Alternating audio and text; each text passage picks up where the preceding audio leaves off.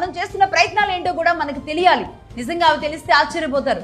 Dollar తో మనకు సంబంధం లేకుండా ఉండడానికి ఒక 10 దేశాలు ఒక కరెన్సీని తీసుకురావడానికి ప్రయత్నాలు చేస్తున్నాయి.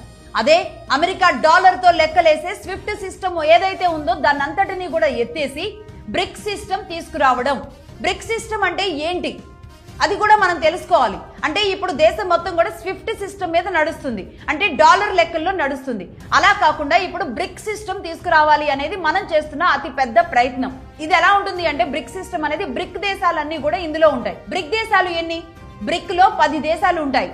Bharat, Russia, Brazil, Egypt, India, Indonesia, Iran, south Africa, United Arab Emirates, China.